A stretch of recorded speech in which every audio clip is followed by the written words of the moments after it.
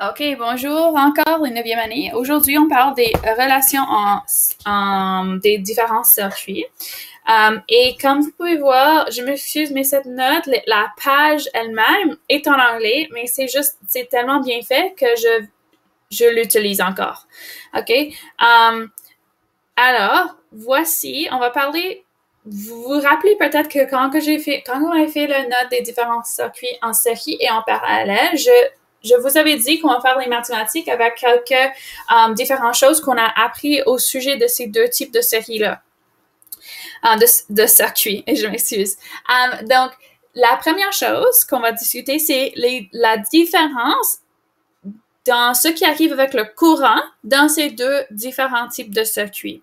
Alors, dans un circuit en série, OK, alors celle-là, c'est en série. Dans un circuit en série, ça, c'est la relation avec le courant, OK? La lettre I, ça, c'est le symbole, OK? I, c'est le symbole utilisé pour indiquer courant dans les formules mathématiques en physique électrique. OK? Alors, juste à côté, vous pouvez écrire I égale courant. OK? C'est le courant et n'oubliez pas que c'est mesuré en ampères. OK? Alors, ampère a le symbole de A. OK? Je sais que ça peut être un peu confusant, mais pensez comme si A était genre centimètre. OK? Centimètre, le symbole pour centimètre, c'est cm. Le symbole pour ampère, c'est A. OK? Mais quand on parle du courant, c'est I. OK? Alors ici, en série, I total, OK? Ça c'est I total, est égal à I1 qui est égal à I2. OK? Et I1 et I2, c'est le courant pris à les différents endroits dans le circuit. OK? Alors, normalement, on va mesurer le courant genre à côté d'une ampoule ou bien juste après de quitter la pile, etc. OK, alors I, c'est I1 ou I2, ça indique un endroit spécifique sur le circuit. OK? Ça va, je pense, devenir plus clair dans quelques instants. Quand on parle en parallèle, OK, et ça, c'est juste une autre façon de dire que le courant est toujours la même.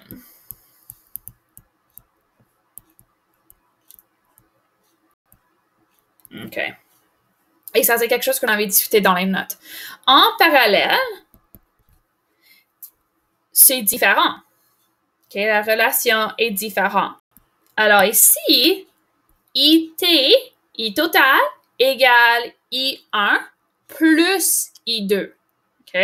Et vous voyez comment ici, I1 et I2 sont... Alors, I total, normalement, on va mesurer I total juste un des deux ou les deux côtés de la pile. OK? Alors, le courant qui quitte la pile et le courant qui revient.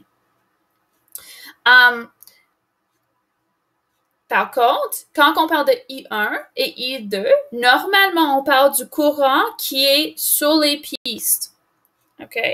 Alors, on ajoute les courants ensemble pour avoir le courant total. OK?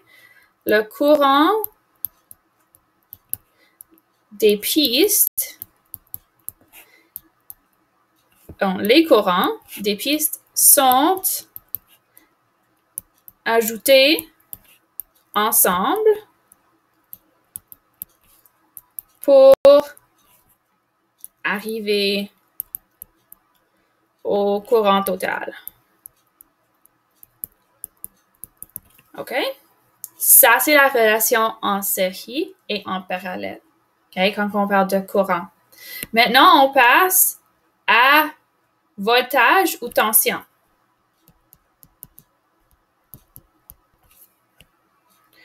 OK. En série,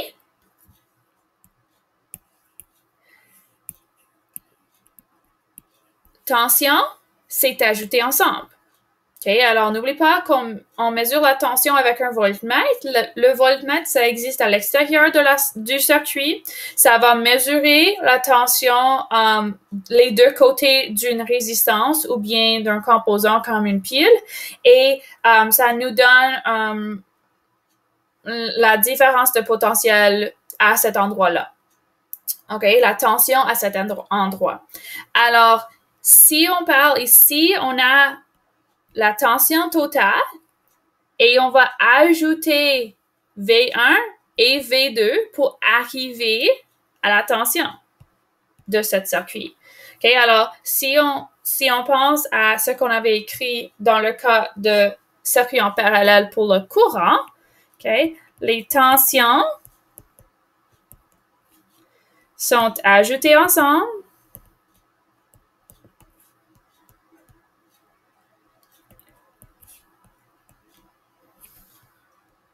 pour arriver à la tension totale. OK. Et ici, tension, qui n'oublie pas que je viens de vous dire que courant, le symbole pour courant, c'est I et c'est mesuré en ampères. Le symbole pour tension, c'est V. OK. Et le symbole pour tension. Et c'est mesuré en volts. Okay? Alors, dans ce cas, et le symbole pour volt, c'est V. Alors, dans ce cas, les deux, le symbole utilisé dans les formules et l'unité, sont tous les deux V. Okay? Alors, ça, c'est un autre endroit où on peut se confondre. OK. Alors, si on parle en parallèle, la tension ici, c'est la même sur chacun des pistes. Alors, la tension totale, ça égale la tension sur la tension de toutes les pistes. OK? Alors, tension totale égale tension sur chaque piste. Essentiellement, pour 9e année, on va dire que la tension ne change pas vraiment. Okay? On va voir, il y a quelques exemples qu'on va faire où il faut faire des petits calculs, mais on va les faire ensemble. OK? Je vais vous donner quelques instants pour copier ce que je viens de vous dire. Et puis, on va commencer avec les devoirs pour pratiquer. OK?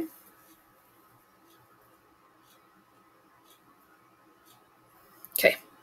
On descend. Alors, ce que je suggère que vous faites pour chacun de ces circuits, c'est de commencer avec au moins la première question qui dit type de circuit. Okay? Quel type de circuit est-ce qu'on utilise? Parce que ça, c'est essentiel pour bien savoir qu'est-ce qui arrive en termes des ampères et les volts dans le circuit.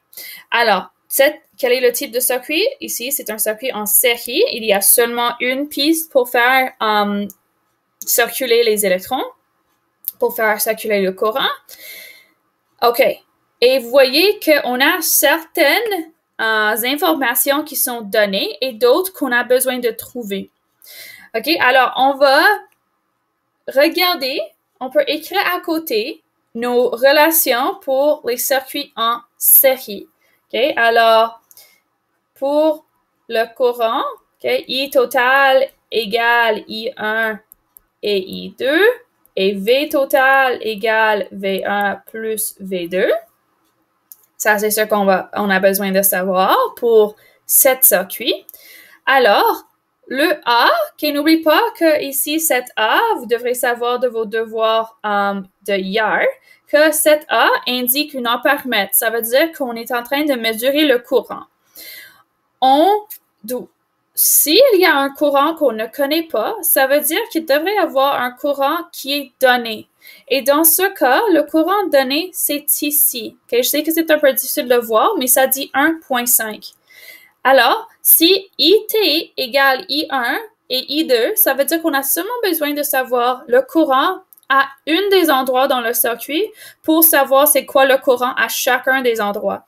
Alors ici, le courant, c'est 1,5 ampères. Oh, OK, voilà. 1,5 ampères. Et on utilise toujours nos unités. OK, maintenant, on fait la tension.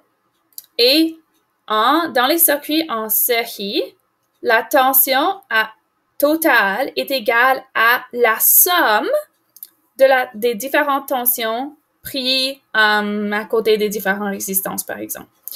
Alors ici, on a trois différentes résistances. Celle-là en bas, celui qui est ici, ça dit M. Ça, c'est le symbole pour moteur. On n'avait pas fait dans nos diagrammes de schéma, mais en effet, c'est ça. Les deux autres sont les ampoules. Ce n'est pas important à ce point-ci qu'est-ce qu'ils sont. Ce qui est important, c'est la quantité de volts qu'ils utilisent. Alors, on voit ici qu'on a 12 volts en total. OK? Ça, c'est la tension totale. Et la tension totale, ça vient toujours de la pile. OK? Alors, ça, c'est toujours la tension totale. Et la tension totale, c'est 12 volts. Ici, OK, et puis si on utilise notre formule, on sait que la tension totale, c'est égal à la tension à l'endroit numéro 1, plus 2, plus 3. Ici, on a 3 différents endroits. Et si on avait 4, on va faire V4. Si on avait 5, V5. Dans ce cas, on a seulement 3. Alors, 12 volts, c'est égal à V1, on ne sait pas c'est quoi, plus 3 volts, plus 6 volts. OK, 12, ça fait comme ça.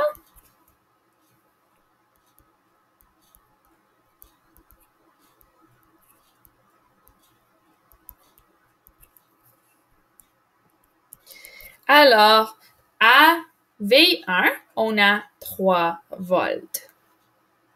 OK, j'espère que ça va assez bien. On va continuer avec les questions ici en bas de cette circuit. Alors, la quantité de pistes pour les électrons, 1. Addition d'une ampoule. Qu'est-ce que ça veut dire? Ça veut dire qu'est-ce qui arrive à la luminosité des ampoules si on ajoute un autre? La luminosité diminue. Ça, on sait du gizmo qu'on avait fait ensemble.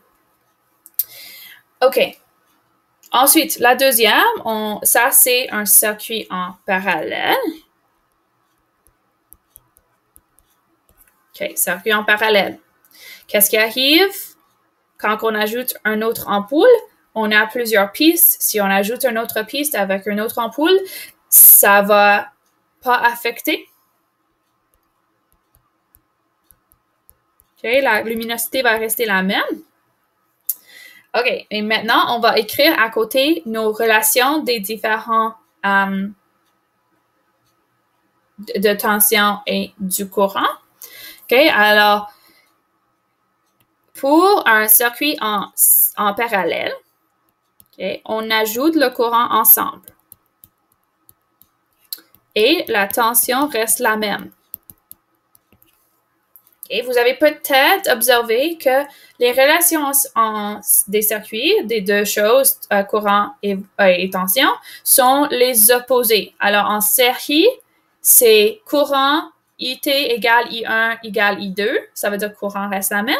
Et la tension, c'est ajouté ensemble. Tandis que dans les parallèles, le I, c'est ajouté ensemble. Le courant, les valeurs des courants sont ajoutées ensemble. Tandis que la tension reste la même.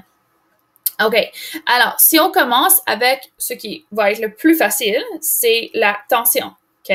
Alors, encore, si on connaît la tension à un endroit, on va savoir la tension à tous les endroits, Alors, on a seulement besoin d'aller chercher où on est donné la valeur de la tension. Et c'est ici. OK? 12. Ça veut dire qu'il y a 12 volts ici à chacun de ces endroits. Alors, ça, c'est A, C et D. Alors, 12 volts, 12 volts, 12 volts. Facile. Maintenant, on va faire le courant, qui est un peu plus compliqué. Alors, n'oublie pas que le courant total, c'est égal au courant de chacun des pistes. Et quand on parle de courant total, okay, j'avais dit que en série, le courant total, en parallèle, le courant total va être le courant qui existe avant, les deux côtés de la pile, avant qu'on se rend à la première piste. Ensuite, on a 7 courants. Ça va être I1, disons.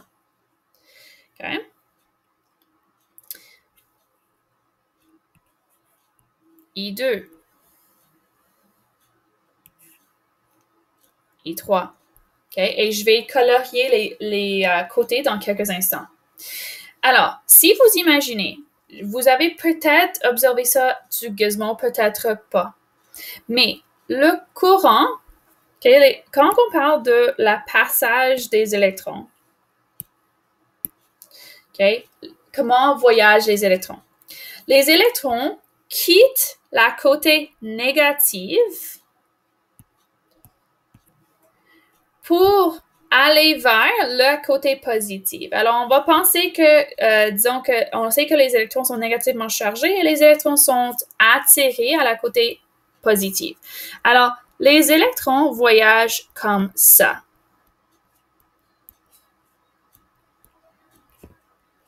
Il va y avoir une partie qui vont être mis de ce côté.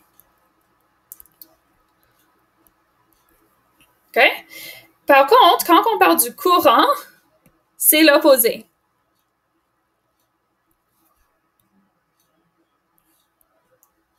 C'est juste comme ça que ça se fait. Ça va rendre important dans quelques instants. Pour l'instant, on va utiliser les courants, les valeurs de courant pour déterminer c'est quoi le courant total. Alors, I1 plus I2 plus I3, parce qu'on a 3 pistes. Et c'est 2 à chacun. 2 plus 2 ampères, ampères, plus 2 ampères, ça nous donne 6. Ça veut dire que les deux côtés de la pile, on a 6 ampères. Comme 6 ampères disponibles. 6. Alors, on vient de faire ce deuxième exemple, mais juste pour vous expliquer un peu plus. Alors, si on imagine que ce qui arrive, c'est comme si vous imaginez que vous êtes que vous faites les achats avec vos amis dans un centre d'achat. Et je sais qu'on fait pas ça à l'instant, mais imagine que tu fais ça. Et vous entrez dans les portes et il y a plusieurs différentes options. Et vous allez voyager ensemble jusqu'au point où il y a l'option de vous séparer. Et puis, vous allez perdre quelques-uns de vos amis dans une des pistes. Maintenant, si, par exemple, tu as 6 amis et tu perds 2 sur cette piste, ce que tu gardes ici, ça va être 4. Ensuite, il y a quelque part une autre option d'aller de différentes façons et vous perdez un autre 2 amis. Ici, vous aurez 2 amis. Alors, si sur les pistes, on a 2 ampères et ici, on a 4 et 2. Je sais que ça peut être un peu confusant, mais ce que je veux que vous visez pour l'instant, c'est les relations ici. Alors, on a, n'oublie pas, en série, on a le courant reste la même, la tension est ajoutée ensemble pour arriver à la tension totale qui est la tension de la pile. En parallèle, le courant est ajouté ensemble pour arriver au courant qui est des deux côtés de la pile et la tension, ça reste la même sur chacun des pistes. Maintenant, je veux que vous tentez de faire les autres questions vous-même. Je sais qu'il devient de plus en plus difficile. Et puis, on va les corriger ensemble. On va les discuter lors de notre Google Meet cette semaine. OK, au revoir.